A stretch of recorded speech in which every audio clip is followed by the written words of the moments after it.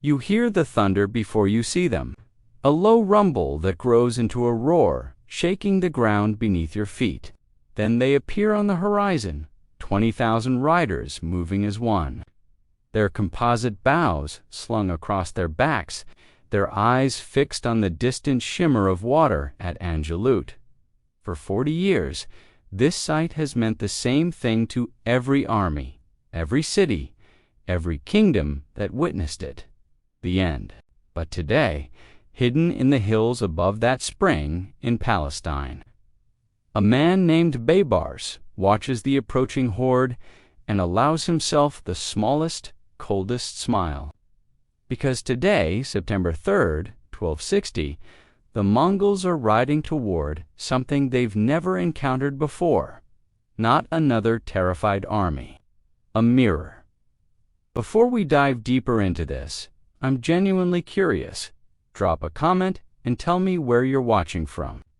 It amazes me every single time that a story from a dusty valley in 1260 can reach someone halfway across the world today. The Mongol Empire in 1260 wasn't just powerful, it was inevitable. From the steppes of Mongolia to the ruins of Baghdad, from the frozen forests of Russia to the gates of Vienna. One truth had been written in blood across 2 continents. You do not defeat the Mongols. You submit or you die. Sometimes both. When Hulagu Khan's forces had entered Baghdad 2 years earlier, they'd methodically executed every living soul they could find, scholars, merchants, children, until the Tigris River ran black with ink from destroyed libraries and red with blood from destroyed lives. The Caliph himself had been rolled in carpets and trampled by horses, a death designed to avoid spilling royal blood directly while ensuring maximum humiliation. This wasn't cruelty for its own sake. It was mathematics. The Mongols had calculated that terror was more efficient than prolonged warfare. One horrific example could convince a dozen cities to open their gates without resistance, and it worked. By the summer of 1260, Mongol General Kitbuka commanded everything from Iran to Syria.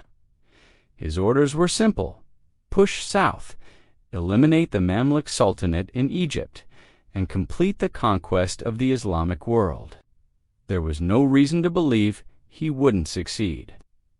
The Mongols had never lost a major pitched battle in open terrain, but in Cairo, Sultan Qutuz and his general Baybars were studying something most commanders never bothered to examine: the pattern of Mongol victories.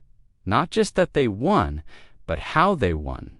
And in that how they found something unexpected, a seam, a weakness hidden inside the very tactics that made the Mongols unstoppable. The Mamluks themselves were an anomaly in the medieval world. These weren't farmers conscripted for a season or nobles fighting for honor and land. They were boys, purchased as slaves from the Caucasus and the Central Asian steppes, often from the same regions that produced Mongol warriors, and then subjected to something that resembled less a military training program and more a lifelong religious devotion to a single art: mounted warfare. From age 7, a Mamluk recruit learned nothing else. Not administration, not politics, not trade, just combat. They practiced archery until their fingers bled and calloused into leather. They trained with swords until the blade became an extension of their arm. They drilled cavalry charges until 30 men could wheel and strike as one organism. By the time a Mamluk reached his 20s, he had spent 15 years preparing for a single moment: the chaos of close-quarters cavalry combat where formation breaks down and individual skill determines who rides away and who doesn't. This made them perfect for exactly one scenario, and Baybars was about to create that scenario. But here's what made Baybars different from every other commander who'd faced the Mongols: he'd watched them win. In 1258, when the Mongols swept through Syria, Baybars hadn't fled to Egypt immediately. He'd stayed in the shadows, observing. He'd seen how they used feigned retreats to draw enemies into ambushes. He'd watched how their scouts mapped terrain days before battle, identifying every hill, every water source, every possible escape route. He'd noted how they preferred wide-open spaces where their superior mobility and archery could dominate. Most crucially, he'd observed something that no one else had thought to question: the Mongols' supreme confidence in pursuit. Every Mongol victory followed a pattern: probe the enemy, apply pressure. When they break and run, chase them down without mercy. The pursuit was where Mongol armies transformed tactical victories into strategic annihilation. At the Battle of Mohi, Hungarian forces hadn't been destroyed in the initial engagement. They'd been slaughtered during the retreat, hunted across miles of countryside by Mongol cavalry that never stopped, never tired, never gave quarter. At Legnica, Polish knights had suffered the same fate. The initial battle was survivable. The pursuit was death. Baybars had realized something profound. The Mongols' greatest strength, their aggressive pursuit of retreating enemies, rested on an assumption: that retreat meant defeat. That an army pulling back was an army losing cohesion, losing discipline, losing the will to fight. They'd been conditioned by 40 years of victory to see retreat as blood in the water, and like sharks, they attacked. What if you could fake that blood? Here's what Kitbuka saw as his army descended toward Ain Jalut on that September morning. A Mamluk force of maybe 3,000 cavalry positioned near the springs, exactly where you'd expect an army to wait if it wanted to control the water source. Loose formation, no obvious trap. The Mongols had seen this configuration 100 times before. They approached in their standard battle array, heavy cavalry in the center, light horse archers on the flanks, reserves positioned to exploit any breakthrough. The machine that had crushed armies from Beijing to Budapest was humming smoothly. Then, at bow range, the Mamluks turned and ran. Not in panic, that's the crucial detail. They withdrew in organized units, maintaining enough cohesion to look professional, but enough disorder to look pressured. Baybars had choreographed this performance down to the smallest gesture. His rear guard fought just hard enough to seem desperate, just poorly enough to encourage pursuit. When Mongol pressure intensified, he ordered small groups to break away from the main formation, simulating the kind of unit breakdown that preceded total collapse. When Mongol arrows found their marks and Mamluk riders tumbled from their saddles, it confirmed what Kitbuka already believed. This was a real retreat, not a feint. Every instinct Kitbuka possessed told him to chase. Mongol doctrine, refined through decades of conquest, emphasized the pursuit of retreating enemies. A fleeing army is a vulnerable army. You run them down, shatter their formations completely, and turn retreat into rout. At the Battle of Mohi in Hungary, this tactic had resulted in the deaths of tens of thousands of European knights. At Legnica in Poland, fleeing cavalry had been hunted down and slaughtered across miles of countryside. The pattern was absolute: retreat equals defeat. So Kitbuka chased his light cavalry, surged forward, their composite bows sending volleys toward the withdrawing Mamluks. More riders fell. The distance between hunter and hunted compressed and expanded in the rhythm of pursuit, but always the Mongols gained ground. Mile by mile, they pushed deeper into the valley of Ain Jalut, and mile by mile, something subtle was happening to the Mongol formation. The tight coordination that made them devastating in open-steppe warfare began to loosen. Faster units pulled ahead, Slower ones fell behind. The valley terrain, not quite mountains, but not quite plains, channeled the pursuit into a narrowing corridor.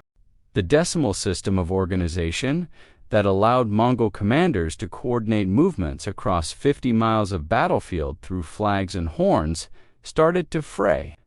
Communication lines stretched. Unit cohesion degraded. The Mongol army was transforming from a coordinated fist into an extended finger. Baybars maintained the illusion with surgical precision. He kept his forces moving at exactly the right speed, fast enough to seem genuinely afraid, slow enough to remain tantalizingly within reach. He varied the pace, sometimes slowing as if exhausted, sometimes surging forward as if finding desperate energy. Every detail was calculated to feed Kitbuka's expectations. This is what a beaten army looks like. This is what victory smells like. 3 miles into the valley, Kitbuka made the decision that would end Mongol invincibility. Seeing what looked like an enemy force on the verge of collapse, he committed his reserves to the pursuit. The entire Mongol army was now strung out across the valley floor, focused entirely on the Mamluks ahead, their attention pulled forward like a rope drawn tight. That's when Baybar stopped running. Hidden in the hills on both sides of the valley, 2 massive Mamluk formations had been waiting in absolute silence since before dawn. Sultan Qutuz commanded the eastern force, nearly 5,000 heavy cavalry holding position among the rocks and sparse vegetation. Baybar's lieutenant controlled the western group, another 4,000 mounted warriors who had listened to the sounds of battle approaching for the past hour without moving, without making a sound, without revealing their presence. They'd watched the Mongols stream past their positions, watched the enemy army stretch itself thin in pursuit of what it believed was a broken opponent, and they'd waited for the signal. At the predetermined moment, both forces exploded from concealment simultaneously. Imagine what that moment looked like from a Mongol warrior's perspective. 1 second, you're pursuing a beaten enemy through what appears to be an empty valley. Your blood up, victory certain. The next, the hills on both sides erupt with cavalry. Not scattered raiders. Organized formations of heavy shock cavalry, thousands of them, charging downhill at full gallop with lances leveled and war cries that seemed to come from the earth itself. And ahead of you, the retreating Mamluks have suddenly wheeled around and are coming back at you, transformed in an instant from prey to predator. You're surrounded and you're scattered. The psychological impact was instantaneous and catastrophic. Mongol battlefield communication, so effective in open terrain, collapsed completely. Unit commanders couldn't see their superiors through the dust and chaos. Horn signals were drowned by thunder of hooves and the screams of horses and men. The flags that coordinated maneuvers became invisible in the swirling confusion. The command structure that could coordinate maneuvers across continents became useless in the span of heartbeats. The decimal system, the organizational innovation that had made Mongol armies the most efficient killing machines in history, simply stopped functioning.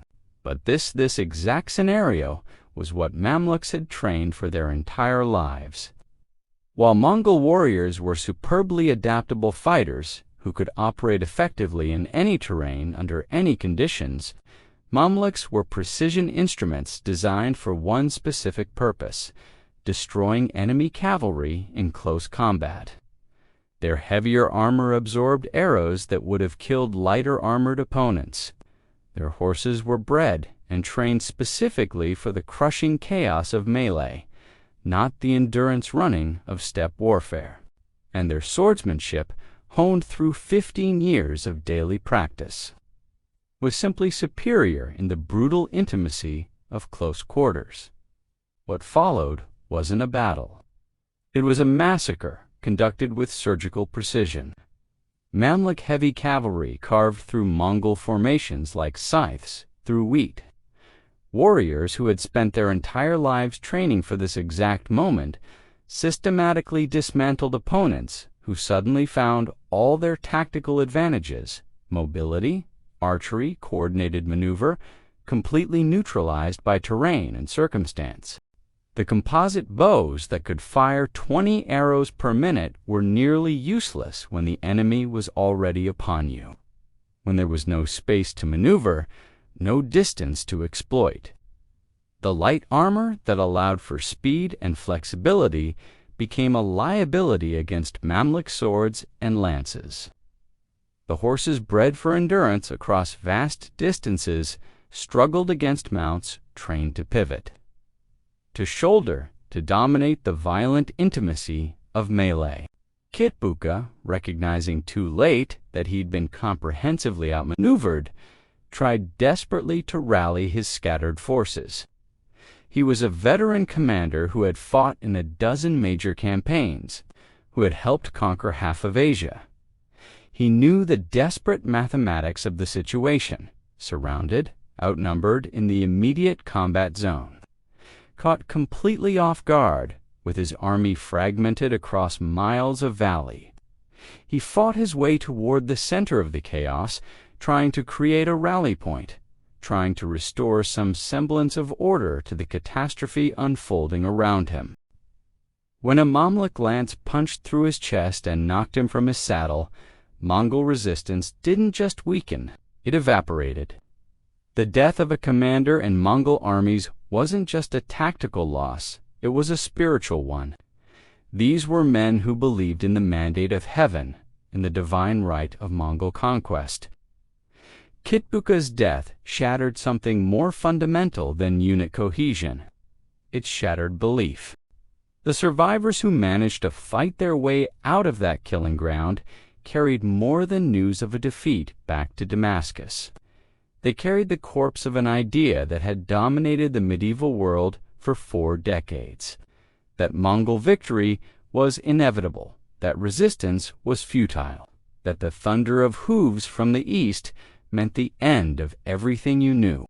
For the first time since Genghis Khan had united the Mongol tribes, a major Mongol army had been completely destroyed in open battle.